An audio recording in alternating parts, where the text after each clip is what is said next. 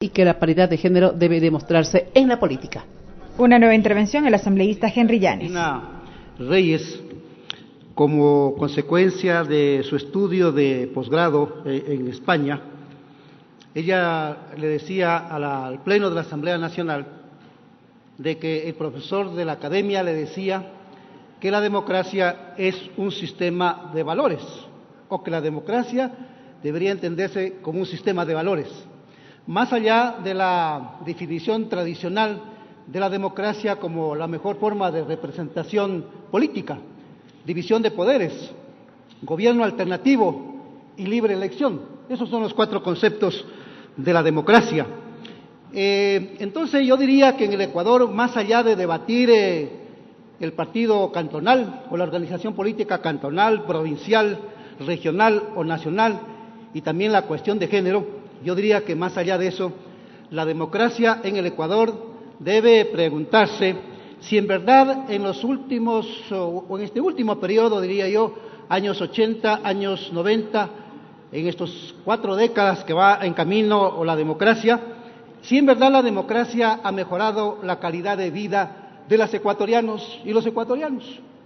Esa, por ejemplo, debe ser una pregunta central. ¿Con la democracia ha bajado el desempleo y el subempleo? ¿Con la democracia se han incrementado las fuentes de trabajo? ¿Con la democracia ha mejorado la seguridad de la República? Es decir, ha bajado la delincuencia, el secuestro, el robo, la violación, etcétera. Ese debe ser el debate parlamentario académico y de gran formación teórica en esta asamblea. Porque lo otro es operativo, lo otro es cuestión de taller, ¿ya? Lo que se dice aquí, con el respeto para los señores asambleístas, ¿ya? Entonces, yo diría que el tema está por ahí.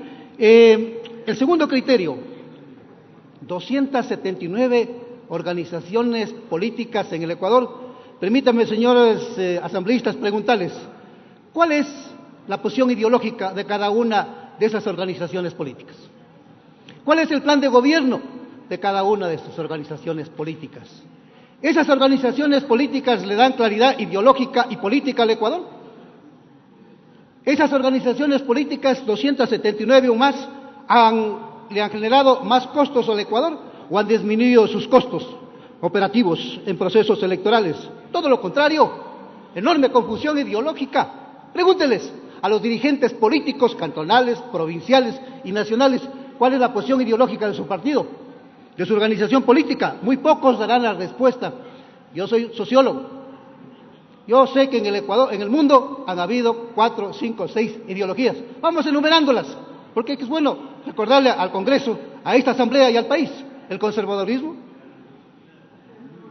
el liberalismo, el socialismo con sus ramificaciones, socialdemocracia, marxismo, anarquismo, y la otra, el totalitarismo. Nada más. No hay más ideologías en el mundo. Y si alguien dice hay más ideologías, bueno, que nos digan. Pero en última instancia, la creación de una organización política debería responder a una posición ideológica y a un plan de gobierno muy claro. Y a pesar de estas organizaciones políticas o corrientes ideológicas que yo he mencionado, desde fines del siglo XIX y durante el XX, y de lo que va este siglo, han habido 2 corrientes ideológicas en el mundo que se contradicen fuertemente. La una, que exige, que plantea un mayor intervencionismo del Estado, ¿no es cierto?, y menos mercado, y otra que plantea más mercado y menos intervencionismo del Estado.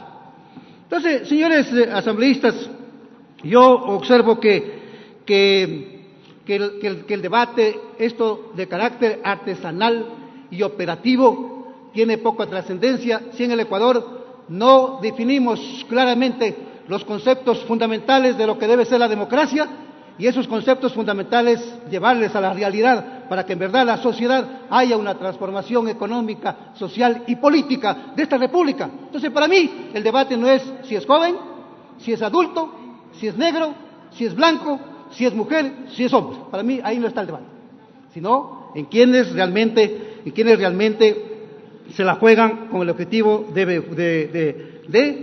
definir el bienestar de la población en el Ecuador.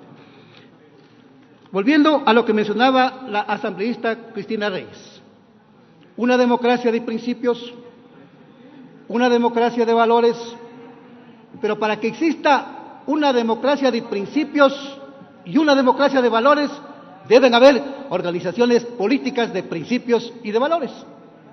Ahí está el punto. ¿Hasta qué punto las organizaciones políticas en verdad están luchando porque exista transparencia en esta república? En la democracia han habido más perjuicios a los bienes públicos. La respuesta hay que decir que sí. Enriquecimiento ilícito, contratos públicos con sobreprecios, grandes perjuicios económicos a esta república. Se dice que en el periodo anterior hubo un perjuicio, por ejemplo, de 70.000 millones de dólares por firmar contratos con sobreprecios en los 10 años del gobierno anterior, 40.000 millones en los contratos públicos y 30.000 millones en la explotación de los recursos naturales. Entonces ahí debe haber una pregunta central. El camino de la democracia va por la línea correcta para hacer en la sociedad una sociedad de principios, de valores, una sociedad transparente, una sociedad de rendición de cuentas. De manera que, señores asambleístas, yo diría que en la parte de las reformas hay que ir por ese camino, y yo en lo concreto quisiera plantear más bien una preocupación de lo que yo viví en términos personales. A mí me parece que uno de los aspectos que se debe discutir en esta sala, en esta asamblea, es el tema de la rendición de cuentas, es el tema del financiamiento de las organizaciones políticas. ¿Cómo va a ser posible que quienes tienen contratos con el Estado sean a la vez contratistas del Consejo Nacional Electoral, como sucedió en la vez pasada y fue el que manejó el sistema de la transmisión de los votos? Me refiero al señor Tomislav Topi de Telconet. En manos de él estuvo la transmisión de los votos tanto en la primera y la segunda vuelta. Era lógico, era transparente, era honesto que el señor Tomislav Topi, a quien se le adjudicó la transmisión de datos, o diría yo, la red submarina, por un monto, se decía, de 300 millones de dólares, que es lo que invirtió, se decía, el señor Topi en lo que es el cable submarino. Bueno, a él, el Consejo Nacional Electoral le adjudicó la transmisión de los datos. Ya. Entonces, la pregunta es correcto, vuelvo a repetir, de quienes tienen contratos con el Estado de esta manera, ya sean empresas nacionales o internacionales, a su vez sean los que administren los recursos de la política en el Ecuador?